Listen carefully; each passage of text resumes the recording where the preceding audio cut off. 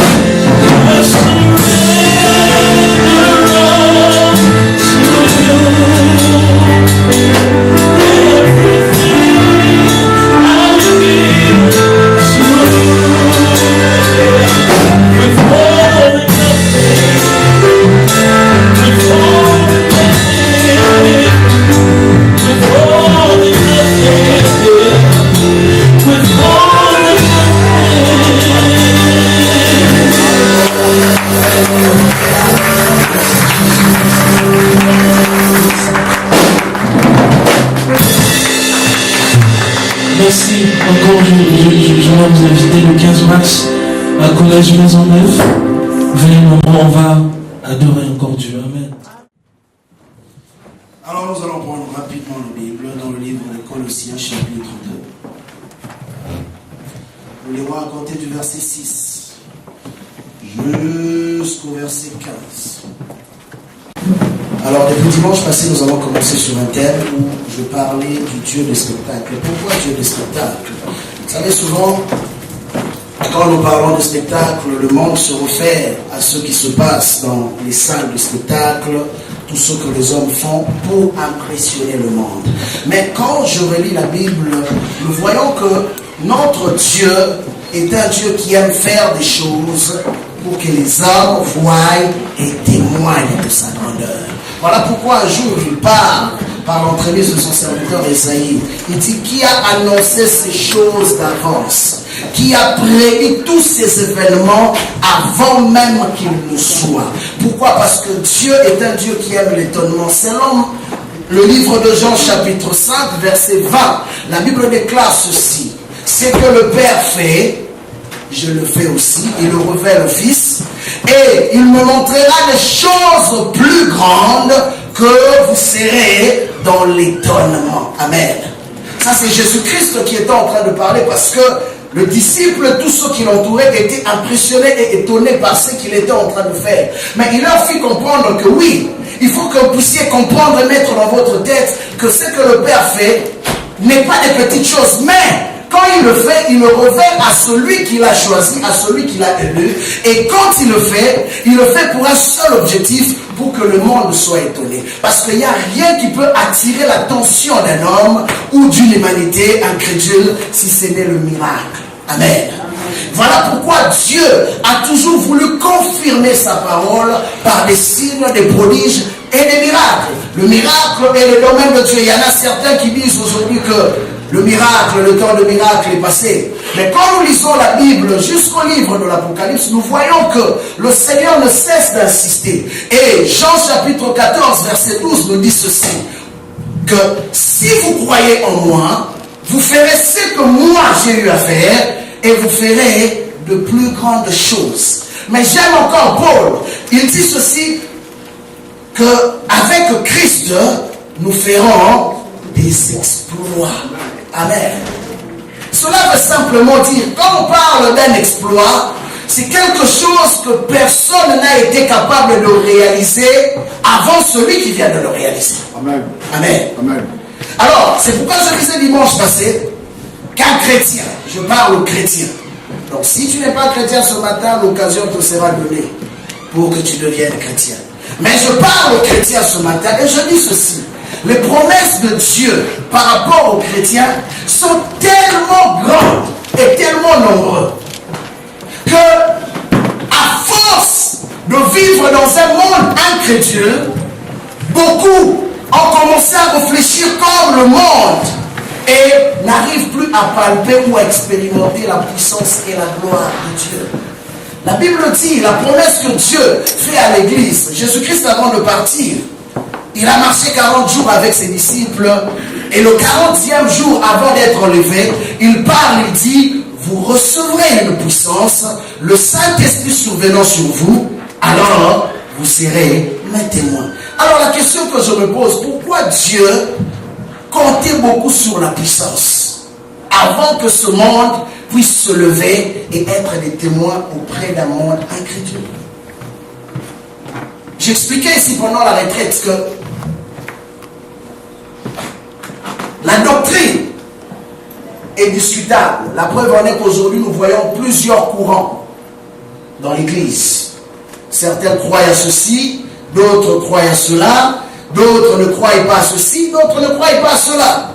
Et par moments, ça crée même la confusion dans la tête de certaines personnes qui ne sont pas affermies. Et en plus de cela, ceux qui sont de l'extérieur n'arrivent pas à comprendre. Et au lieu de venir, ils restent comme spectateurs pour voir, bon, si au-dedans d'eux, il arrive qu'ils sont en train d'avoir de conflits au niveau doctrinal, à combien plus forte raison nous autres nous allons entrer. Mais il y a une chose, pourquoi le Seigneur a tellement insisté sur le fait de la puissance. Parce que tout le monde peut discuter, on peut argumenter sur la doctrine. Mais il y a quelque chose sur laquelle on ne peut pas argumenter, c'est la puissance de Dieu. Voilà pourquoi Paul dit, ma prédication ne repose pas en des discours persuasifs de la sagesse humaine, mais en la démonstration de la puissance. Certaines personnes disent que à l'église on promet aux gens le ciel, mais quand les gens rentrent dans leur nature, dans leur vie quotidienne, c'est le contraire qu'ils vivent. Le problème, c'est quoi, bien-aimé? Il faut que même nous, en tant que chrétiens, nous puissions revenir à la base. L'apôtre Jean parle, il dit ceci, au commencement était la parole. La parole était avec Dieu et la parole était Dieu. Toutes choses ont été créées par elle. Bien-aimé, ce que nous faisons à l'église, c'est de révéler la pensée de Dieu. Et tout celui qui saisit la pensée de Dieu est capable de voir la manifestation de Dieu dans sa vie. Le problème, c'est quoi? C'est que la Bible nous enseigne et nous montre que le Dieu de ce siècle a aveuglé l'intelligence de beaucoup de gens. Certains écoutent la parole, mais n'arrivent pas à vivre la parole parce qu'ils ne croient pas à la parole. Et font de Dieu un menteur. Bien aimé, Dieu n'est pas un menteur. Dieu est réel. La preuve en est que ceux qui ont testé Dieu ont vu sa puissance. Et la Bible ajoute que Élie était un homme de même nature que toi et moi. Mais regardez ce que la Bible continue de dire. Il dit, bien qu'étant un homme de même nature que toi et moi, cet homme a prié. Vous savez, quand nous disons que nous prions, en réalité, l'homme s'approche auprès de Dieu pour rappeler à Dieu ce que Dieu a eu à dire dans sa parole. Et quand Élie est allé auprès de Dieu pour rappeler à Dieu les Écritures, Dieu n'avait pas le choix que d'écouter ce que son homme venait de dire et de manifester sa parole dans sa vie. La Bible dit que quand cet homme a prié, Dieu a arrêté la pluie pendant 3 ans et demi. Mais ce même homme est revenu encore auprès de Dieu, il a encore prié, et Dieu a ouvert le ciel et la pluie est descendue. Mais la Bible ajoute que c'était un homme de même nature que toi et moi. Mais une chose, une clé que la Bible donne, la Bible dit, la prière fervente du juste est capable de faire quoi? De guérir le malade. Amen. Or, celui qui croit être juste, c'est celui qui sait que j'ai une alliance avec quelqu'un qui a la toute puissance, qui peut tout faire. Et quand il fléchit ses genoux, il ne fléchit pas ses genoux comme étant un incrédule, mais il fléchit ses genoux comme étant quelqu'un qui s'attend à une réponse. Voilà pourquoi j'aime Jésus devant la tombe de Lazare. La première fois Jésus se présente devant la tombe de Lazare, la Bible dit qu'il parle, il dira, Père, je te rends grâce, parce que tu m'as déjà exaucé. Voyez l'attitude de Jésus devant la tombe de Lazare. Marthe, sa sœur, regarde, il dit, non Seigneur, ça fait déjà 4 jours. Et il sent déjà. Comme pour dire que, de fois quand nous regardons à la réalité qui nous entoure, nous nous posons même la question, par où Dieu sera-t-il capable de passer pour opérer un miracle? Mais la question, bien aimé, pourquoi tu l'appelles miracle si tu ne crois pas que quelque chose va se passer? Amen. Parce que c'est un miracle, parce que ça ne suit aucun ordre, aucune norme. C'est au-delà de la logique des ordres. Voilà pourquoi nous l'appelons miracle.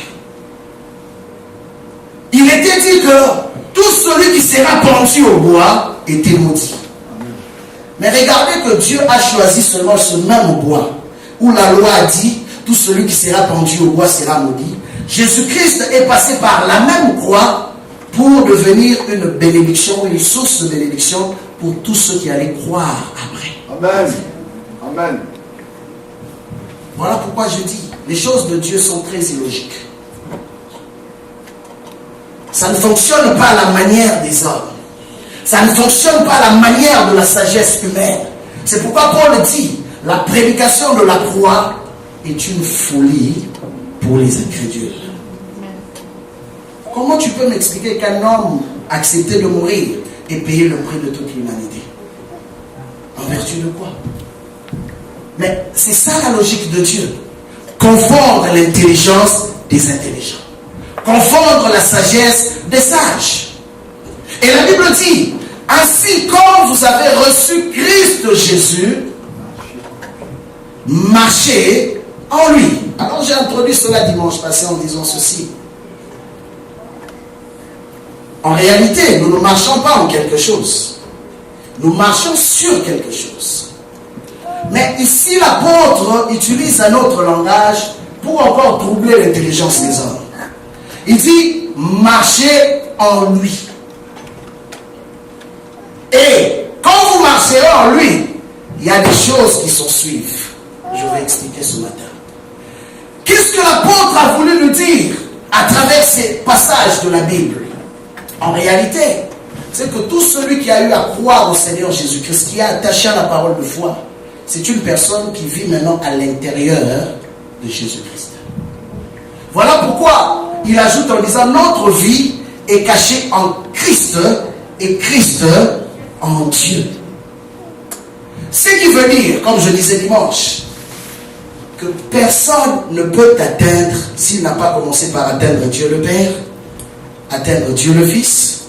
En ce moment-là, il aura le droit légal de t'atteindre. Mais s'il n'est pas capable de détruire Dieu le Père, il n'est pas capable de détruire Dieu le Fils, il ne sera non plus capable de te détruire. Le combat est réel.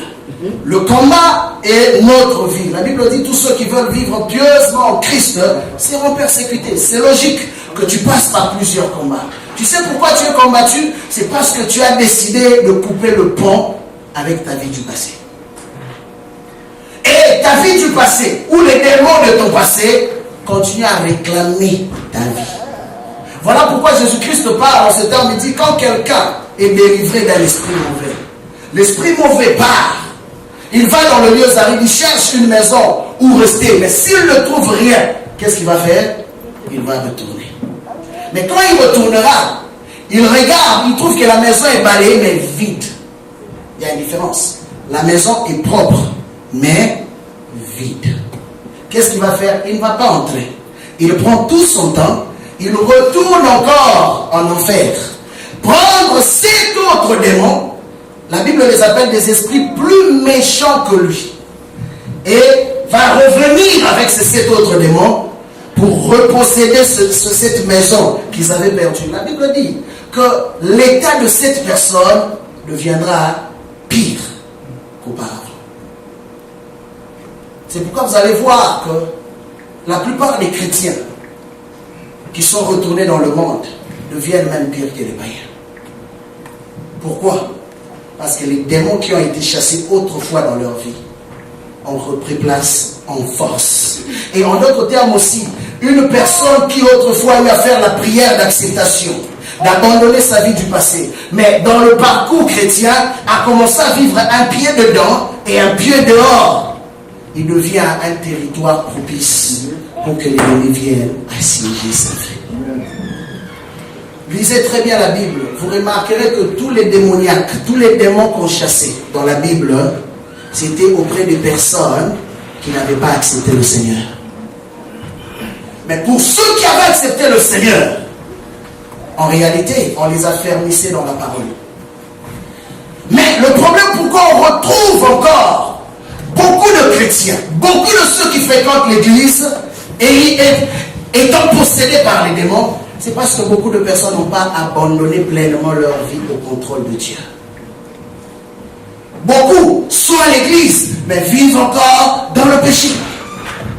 C'est pourquoi ici, Paul insiste. Il dit, pour vous qui avez accepté Christ Jésus, marchez en lui. Donc, assurez-vous de ne pas sortir de la clôture de protection. C'est ce qu'il est en train d'enseigner. L'autre fois, je disais, la Bible parle de Satan.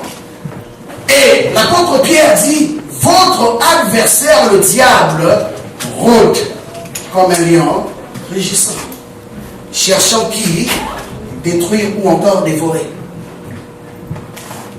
Ce qui veut dire que, en réalité, la maison dont il parlait, c'était cette clôture ou ce fait de demeurer à l'intérieur de la protection de Christ. Mais il y a un problème. C'est que quand nous sommes à l'intérieur de Christ, nous sommes en protection totale, en sécurité totale. Et vous allez remarquer que quelqu'un qui habite dans une forteresse n'a pas peur de l'ennemi qui est à l'extérieur. Parce qu'il sait, quelles que soient ses armes ne pourront pas percer la forteresse. Mais celui qui est à l'extérieur, il est très agité parce qu'il a un problème. Il cherche des voies et moyens pour pouvoir briser la forteresse et avoir accès dans la maison. Voilà pourquoi la Bible parle de Satan en disant que nous ne négligeons pas ses ruses. Nous connaissons tout ce qu'il est en train de faire dans un seul objectif de nous départir de notre connexion ou de notre relation avec le Seigneur. Et Paul insiste, il dit, soyez enracinés et fondés en lui, affermis dans la foi d'après les instructions qui vous ont été données et abondés en action de grâce. Soyez enracinés et fondés en lui. Il ajoute, prenez garde que personne ne fasse de vous sa proie par la philosophie et par une vaine tromperie selon la tradition des hommes, selon les principes élémentaires du monde et non selon Christ. La vie chrétienne, en réalité, est une vie qui n'est pas déterminée selon ce que les hommes disent. C'est une vie qui est déterminée selon ce que Dieu a eu à dire et continue à nous dire dans notre relation avec lui. Et tout ce que Dieu te dit est une vérité qui peut soit te sauver ou soit te détruire.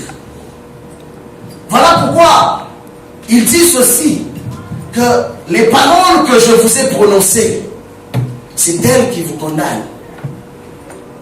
Pourquoi? Parce que les pharisiens ont eu à écouter les mêmes paroles que tout le monde. Mais sauf qu'ils avaient choisi de rejeter ces paroles.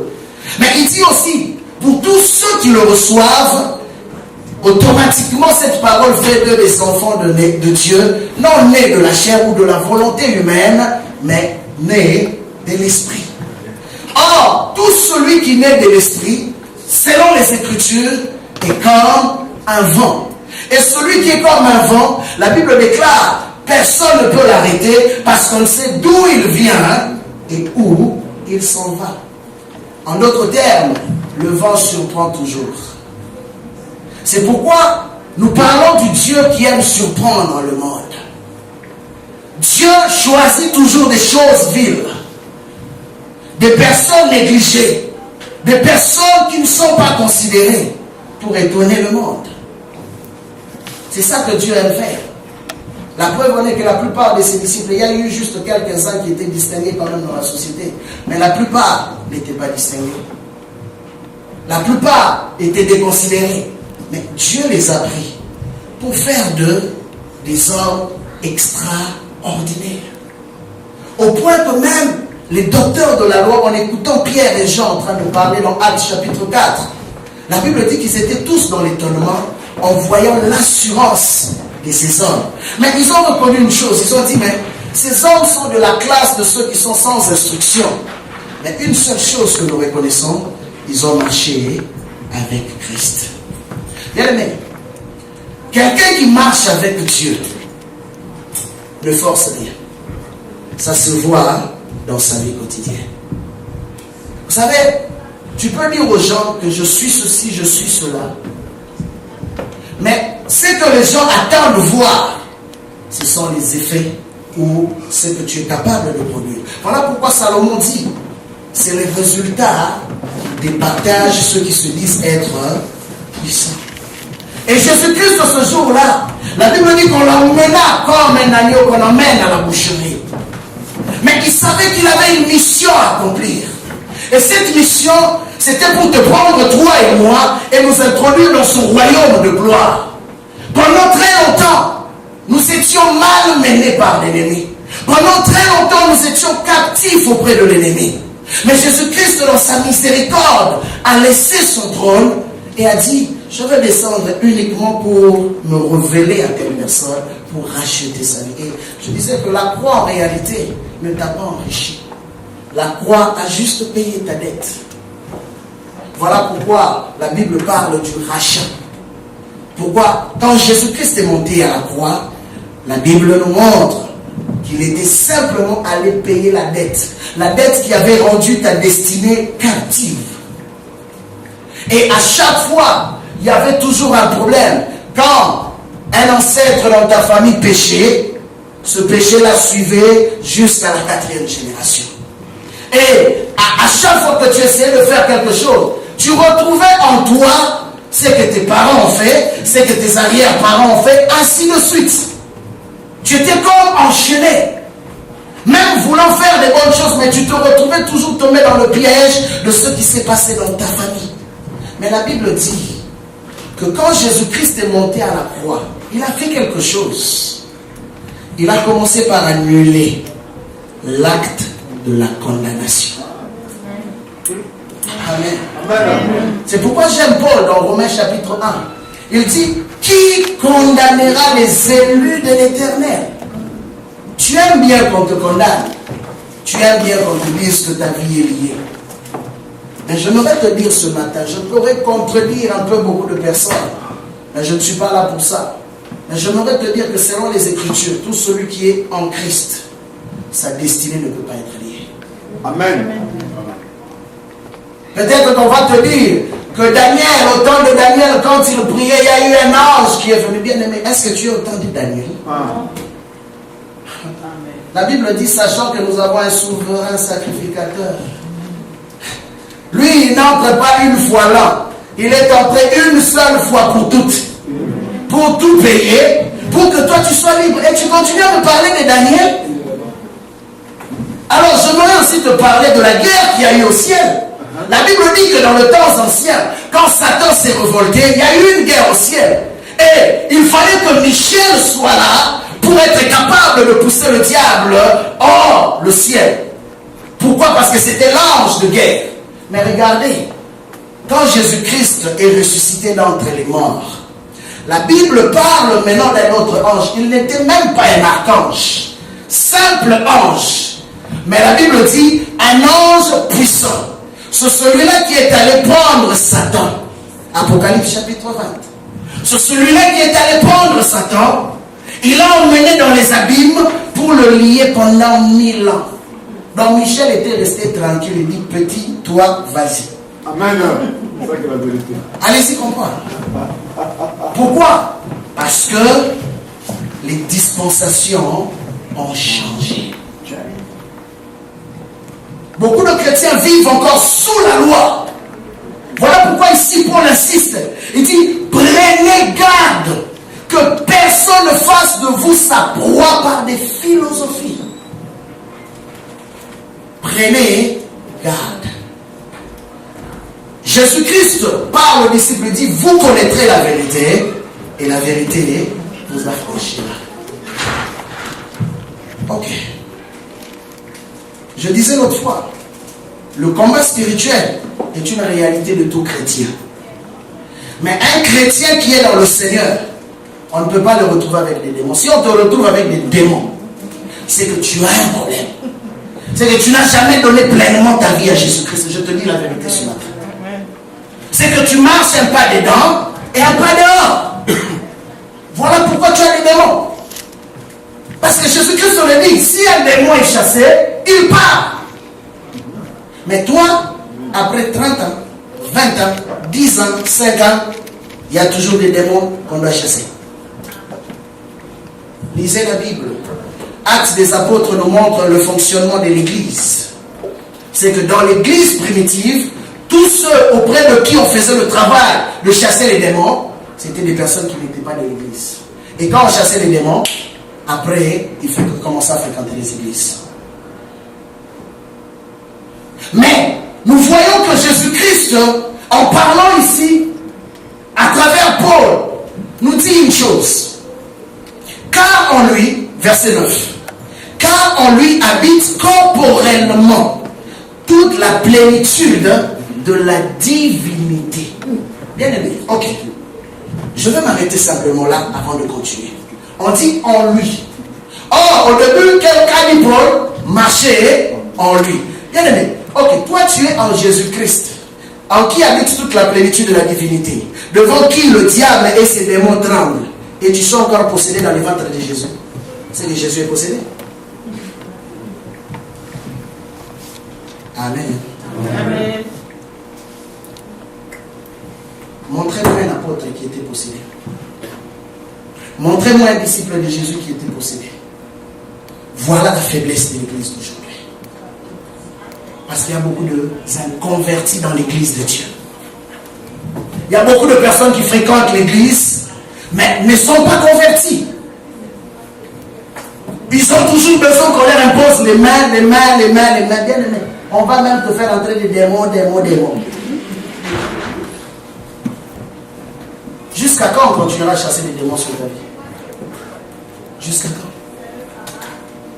Je n'ai pas vu un apôtre. Je vais vous dire une vérité. Peut-être ça va vous choquer.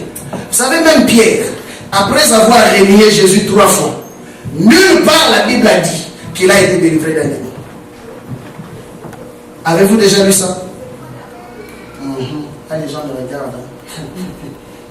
Nulle part. Vous savez pourquoi? Parce que cet homme était une personne qui avait donné sa vie totalement au Seigneur, mais il est tombé dans une faiblesse. Mais quand le Seigneur l'a rappelé par le son du coq, la Bible dit qu'il a pleuré pour se repentir. Il y a beaucoup de personnes qui tombent dans des faiblesses de péché, mais qui ne se relèvent jamais. Voilà pourquoi, après tant d'années dans le Seigneur, on retrouve des gens être possédés encore par les mêmes démons qu'on a eu à chasser autrefois. Et c'est là le problème. Comment aujourd'hui on peut faire un travail dans ta vie? Il y a quelqu'un qui a payé le prix pour toi et tu te retrouves encore endetté. Jésus-Christ dit ceci: le prince de ce monde vient, mais il n'a rien de lui en moi. Mais la problématique, c'est quoi? Si le prince de ce monde vient visiter cette église, combien de choses qu'il trouvera dans nos cœurs qui lui appartiennent? J'ai vu ça souvent dans les sessions de délivrance, où les démons parlent en disant: vous me chassez. Mais c'est lui-même qui a voulu que je vienne dans sa vie. Pourquoi vous me chassez? C'est ma maison. Allez-y comprendre. Un démon parlait dans la bouche de quelqu'un pour dire: pourquoi vous me chassez? Parce que lui-même m'a ouvert la porte. C'est ma maison. J'ai le droit légal de rester. Or, la Bible dit que Jésus-Christ est celui en qui habite toute la plénitude de la divinité. Bien, mais comprenez un peu avec qui nous sommes en relation. Ce n'est pas ton grand-père, ce n'est pas ton père, ce n'est pas non plus ton oncle, ta femme ou ton mari, ou je ne sais encore quelqu'un d'autre, mais c'est le Dieu créateur. Celui qui a rabaissé Satan au point de dire que Satan était l'adversaire de l'homme. Ok. Autrefois, Satan était un archange puissant que tout le monde respectait. Le seul ange qui a été créé avec une harpe en sortant. Voilà pourquoi il utilise beaucoup la musique pour séduire le monde. Le seul ange qui a été créé avec un instrument de musique dans sa bouche. À un moment donné, Satan va se lever parce que tous les anges le respectaient. C'était le plus beau de tous les anges. Mais, qu'est-ce qui se passe? Quand il s'est rebellé contre Dieu, Dieu l'a rabaissé. Il dit: ok, tu vas descendre au plus bas niveau, je te renvoie de ma présence, mais je veux élever quelqu'un d'autre. Mais c'est quelqu'un d'autre que je veux élever, ne sera pas à ta dimension. Je veux l'élever à une dimension moindre que la mienne. Psaume, chapitre 8.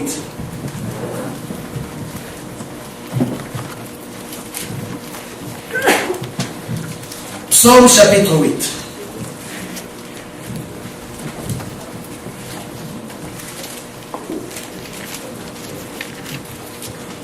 S'il y a quelqu'un qui a trouvé, aidez-nous à lire rapidement.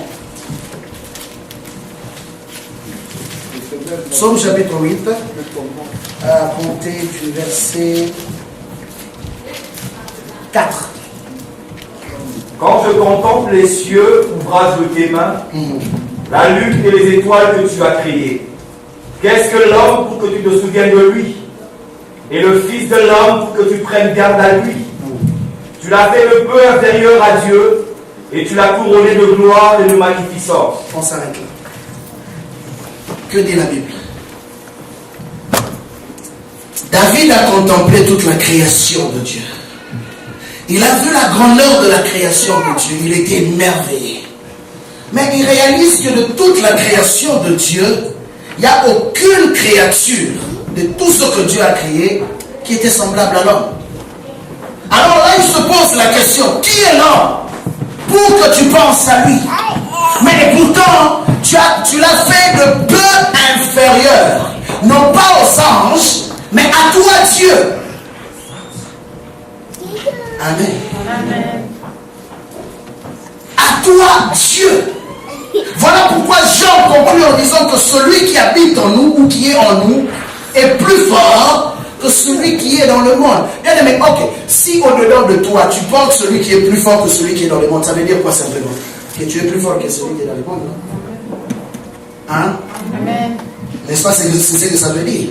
Mais comment toi qui es plus fort, tu te retrouves malmené par celui qui est plus faible que toi? Il est capable d'arrêter ta bénédiction, de décider quand te bénir, de décider quand faire avancer tes choses, et à un moment donné, il t'arrête. La seule excuse que tu trouves, c'est Satan. Les chrétiens aiment beaucoup Satan, vous savez. Quelqu'un a dit une phrase que j'ai beaucoup aimée, j'ai trouvé ça très intéressant. Il dit, ton Dieu n'est pas celui que tu aimes, et celui que tu crains le plus.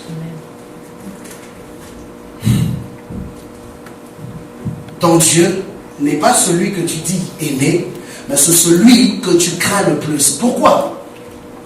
Jésus nous enseigne en disant, craignez plutôt Dieu, car celui qui a le pouvoir de tuer est le corps et l'âme. Mais toi maintenant, tu passes toute ta vie à craindre Satan. Tu passes toute ta vie à avoir peur de ton avenir. Bien aimé, c'est qui que tu vénères dans ta vie? Or, Dieu te promet, il dit que celui qui est entre mes mains, on ne peut pas me l'arracher. Il t'a protégé, il t'a mis entre ses mains. Et il t'a dit, personne ne peut te toucher. Mais tu te retrouves même, Satan te fait peur bien que tu es entre les mains de Dieu. Allez-y comprendre un peu. La Bible dit, en lui habite toute la plénitude de la divinité. Mais il ajoute ceci. Et vous avez tout, sans exception. Pleinement en lui. Ok. C'est là la problématique. Il dit, vous avez tout pleinement en lui. Donc, si on dit que vous avez tout pleinement en lui, bien aimé, qu'est-ce qu'on peut t'empêcher de prendre? Absolument rien. Je disais l'autre fois que nous vivons dans un film en différé. Et dans ce film en différé, on sait déjà que l'acteur va vaincre. Mais même si on le tabasse, même s'il le sang sort, mais à la fin du film, c'est l'acteur qui sera gagnant. Et vous n'avez jamais remarqué que l'acteur, lui, il est capable de tuer tout le monde. Mais lui, quand on les tire, les balles n'arrivent pas à l'atteindre. Tout est déjà programmé d'avance. Et c'est ça l'histoire dans laquelle nous vivons. Éphésiens chapitre 2 nous dit quoi? Il dit qu'il a préparé des œuvres en avance. Bien aimé, allez-y comprendre un peu. Toi qui pleures tous les jours, en disant que tel me combat, on a arrêté ma bénédiction, tel démon des familles, tel ceci. Mais Dieu te dit qu'il a préparé des œuvres en avance. Mais ce ne sont pas n'importe quelles œuvres, des bonnes œuvres, pour que nous puissions les pratiquer. C'est ce que la Bible nous dit. Mais tu pleures tous les jours. Seigneur, les démons de ma famille. Seigneur, oh mon grand-père, ma grand-mère, ma mère, mon père. Or, ce sont ces gens-là qui devaient au contraire te craindre. Bien aimé, il y a eu un homme dans la Bible qui m'a beaucoup marqué. Il s'appelait Daniel. Cet homme a travaillé dans 4 royaumes, ou dans un seul royaume, mais 4 gouvernements différents.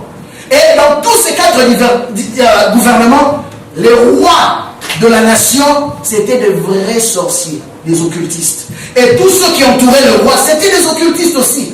Au point qu'à chaque fois qu'il y avait un problème dans la nation, c'est les sages occultes de la nation qu'on devait faire venir pour que le roi consulte. Mais bien aimé, regardez que ce jeune de Daniel, qui a été pris en déportation à Babylone, est resté tranquille devant tous ces occultistes. Je crois que si on dit que tel est sorcier dans cette église, il y a des gens. Il faut checker. Ce n'est pas aux chrétiens d'avoir peur des sorciers ou des occultistes. Mais c'est à eux de reconnaître que le Dieu que tu sers est puissant. Amen. La Bible nous montre que Daniel est resté avec ces gens. Au point qu'un jour, Dieu donne une révélation. Vous savez, Dieu aime provoquer les choses. Il donne une révélation au roi, mais personne n'était capable d'interpréter la révélation. Et le roi va faire un test. Il fait venir tous les sages, les occultistes, les grands magiciens, lui, les 3e dan, 12e dan dans l'occultisme. On a fait venir toutes ces personnes. Alors, le roi parle. Il dit, j'ai fait un rêve cette nuit. Mais, j'ai besoin d'une interprétation parce que c'est un rêve qui m'a troublé. Alors, tous les sages occultes vont dire, roi, dis-le-nous, comme ça on va te donner l'interprétation. Le roi regarde et dit, petit, cette fois-ci vous n'allez pas m'avoir.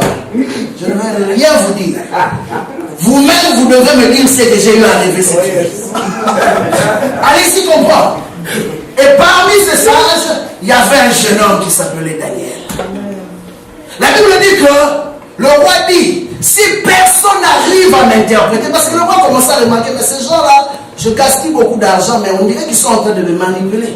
C'est parce que Dieu avait déposé dans son cœur une pensée. Parce qu'il voulait élever Daniel. Amen. Vous savez, des fois, quand Dieu veut te lever, il va provoquer certaines situations. Même les combats que tu vis, c'est parce que Dieu le fait. Quand tu fléchis tes genoux devant Dieu, fais comme Daniel. La Bible dit que ce jeune homme est allé, il a dit, roi, ne tue pas. Mais je te demande, donne-moi seulement 3 jours. Bien aimé, quelle assurance. Donc Daniel avait cette assurance qu'en 3 jours, il allait revenir non pas les mains vides, mais avec une révélation. Ça, c'est une équation difficile. Quelqu'un qui a un rêve, qui ne t'interprète pas le rêve, mais toi, tu dois venir lui dire non seulement ce qu'il a rêvé, et l'interprétation de ce qu'il a rêvé. Amen. Et Daniel va prier. Mais vous savez, quand il a prié, quand il est revenu, j'aime sa prière. Daniel chapitre 2. Il commence par élever d'abord le nom de Dieu. Il dit sur celui-là, aujourd'hui quand tu dis qu'il est le maître des temps et des circonstances, tu penses que c'est qui l'a dit? C'est Daniel. Il dit, ce Dieu-là, créateur de toutes choses, le maître de temps et des circonstances. Oh roi, vis éternellement, car voilà, tu as relevé ceci, ainsi. Et voilà ce que le Seigneur me dit de te dire. Bien-aimé, la Bible dit, après que Daniel ait eu à révéler ces choses, tout le monde, surpris même les sages, dit, ah, celui-là a un esprit supérieur. Daniel n'avait jamais dit que moi j'avais un esprit supérieur. Mais c'est eux qui ont confessé ça de leur propre bouche, en disant que petit là, il est terrible. Nous avons des numéros. Parce que dans le monde occulte, ils appellent ça des numéros. L'autre dit, moi j'ai 2, 3, 4, 5, 6. Il dit, ce petit-là, il doit avoir peut-être 100 numéros. Parce que la dimension de ces révélations, on n'a jamais vécu ça. Et à cause de ça, tout le monde commençait à craindre Daniel. Mais regardez, Daniel est resté tranquille. Même quand ils ont incité le roi à faire du mal à Daniel. Bien aimé, ne t'en fais pas. Même si le démon se lève, le diable se lève pour te faire du mal, la Bible dit que celui qui nous garde ne sommeille ni dort. Si tu es réellement en Christ, tu n'as pas à avoir peur. Il y a quelqu'un qui a dit que, écoute, quelqu'un qui dit qu'il va me tuer, je vais dormir tranquille. Parce que c'est lui qui est dans un problème. Il va chercher des voies et moyens pour me tuer. Moi, je n'ai rien à faire. S'il va venir, qu'il vienne me trouver là où je suis. Et c'est vrai. C'est comme le diable. Il n'est pas dans la maison. Il cherche des voies et moyens pour entrer dans la maison. Nous qui sommes dans la maison, les portes sont fermées, on est tranquille. Et qu'est-ce qui s'est passé? Après 4 royaumes, finalement, Daniel était toujours là. Et Dieu arrivait toujours à les distinguer. Le royaume ici passe, le roi meurt. Dieu élève encore Daniel. Sa réputation le précédait tellement qu'on n'avait pas le choix. Ah, roi, c'est vrai qu'il y a des occultistes, des gens qui donnent des révélations dans cette nation. Mais il y a un petit là qui était avec le roi Intel, Darius. Il faut les reprendre. Sa réputation l'a précédé à cause de l'Éternel son Dieu. Bien aimé, vas-y comprendre que ces hommes n'ont pas vécu le temps de Jésus-Christ. Mais ils étaient capables de se distinguer dans un milieu très sombre. Mais toi, tu connais Jésus-Christ. Et ce sont les démons qui dirigent ta vie. C'est le péché qui dirige ta vie. C'est que tu n'as pas compris qui tu es en train de servir. Amen. En lui, en qui habite toute la plénitude de la divinité. Et la Bible dit qu'il a dépouillé. Ok. Avant d'arriver au dépouillement des démons, la Bible dit qu'il a d'abord fait une chose. En lui aussi, ok, il dit, et vous avez tout pleinement en lui, qui est le chef, écoutez bien, qui est le chef de tout pouvoir, de toute principauté.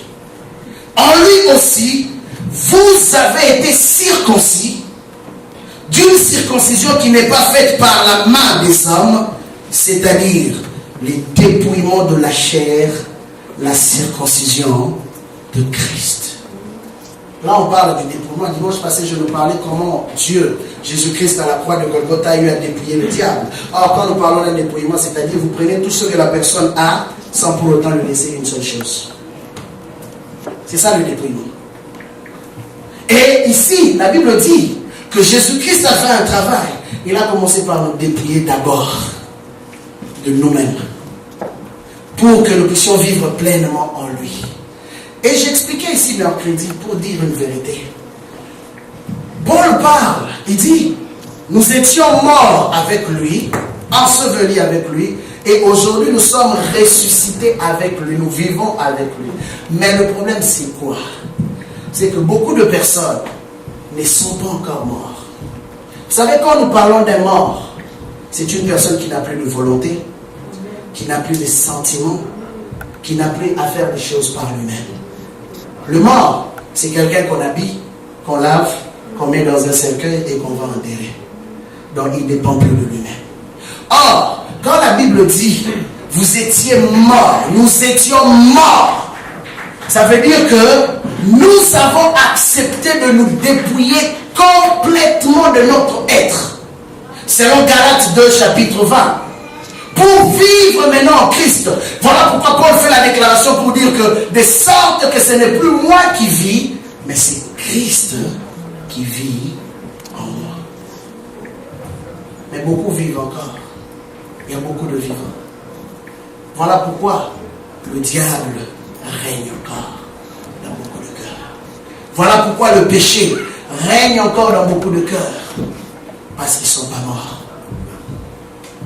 Il y a encore le moi qui est vivant. Il y a un côté de toi que tu ne veux pas donner à Dieu. Tu dis, Seigneur, prends une partie là. Mais cette partie-là, laisse-la moi quand même. Seigneur, c'est difficile, tu sais. Tu fais même de grosses prières et des retraites.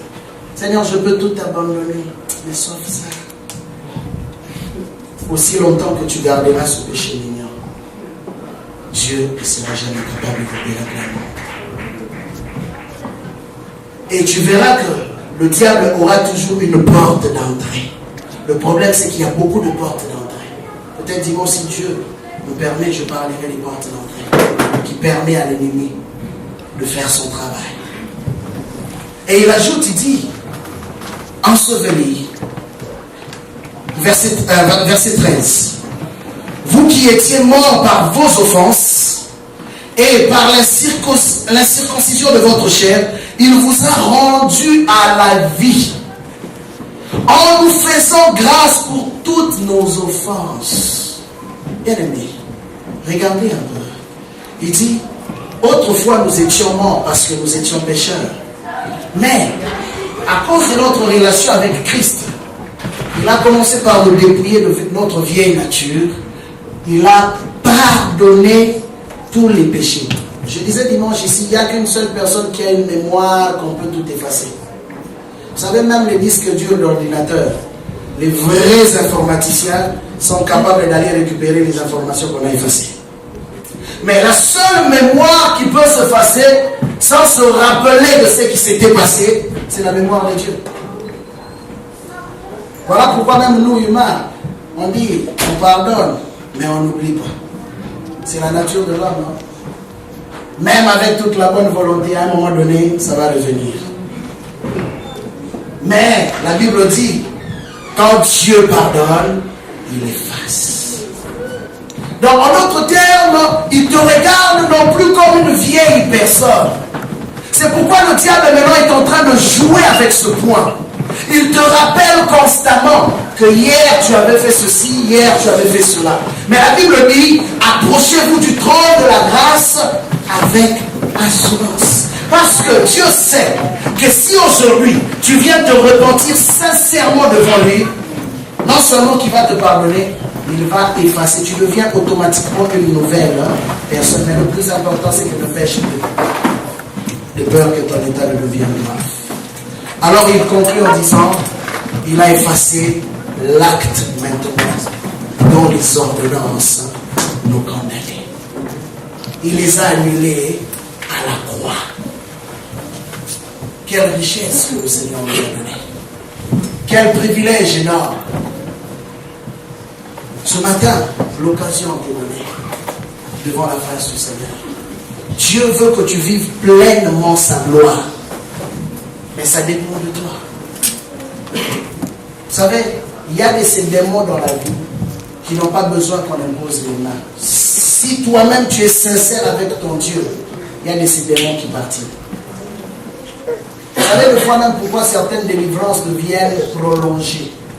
Parce qu'il y a des gens qui ont des choses qu'ils ne veulent pas abandonner. Mais ce matin, je viens te parler. Jésus-Christ veut que tu vives pleinement sa gloire. Mais ça dépend de toi. Jésus-Christ veut une église puissante, qui marche dans sa crainte, qui fuit loin de la compromission. Comme Daniel, quand on a donné la nourriture à tous les jeunes qu'on avait sélectionnés, la Bible nous montre que Daniel a refusé de manger le mets du roi et de boire le vin qu'on leur servait. Il s'est nourri simplement du végétal. Parce qu'il avait un objectif qu'il poursuivait. Mais regardez comment Dieu l'a honoré. La Bible dit que Dieu honore ceux qui l'honorent aussi. Amen. Dieu ne va pas élever une église qui ne marche pas dans sa crainte. Dieu ne va pas élever une église qui marche dans la compromission, dans le péché. Dieu va élever une église qui marche dans sa crainte et dans la sainteté. C'est cette église-là qui est prête à recevoir la puissance de Dieu. Nous allons nous lever pour prier. Withholding nothing, withholding nothing, I surrender all to you. Everything I give to you, withholding nothing, withholding nothing, withholding nothing, withholding nothing. Ces choses veut dire, Seigneur, je m'abandonne à toi. Seigneur, je me laisse entre tes mains, je m'abandonne, Jésus. Que tu prends ton trône de ma vie. Vous savez, il y a certaines situations dans la vie que tu ne peux rien faire. Ce n'est que Dieu qui peut agir. Ce n'est que Dieu qui peut dire un mot et la chose, la situation change. Alors ces choses disent simplement, Seigneur, je m'abandonne à toi, que tu prends contrôle de tout.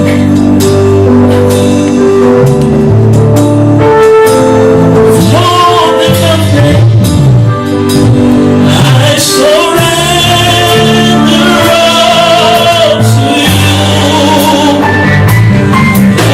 Everything I give to you. Withholding nothing, withholding nothing.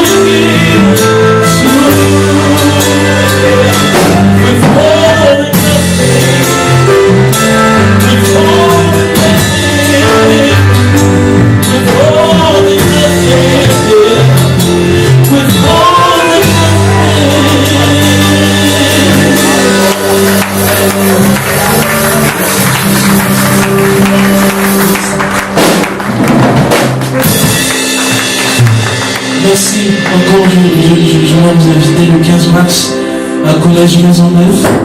Venez, on va adorer encore Dieu. Amen.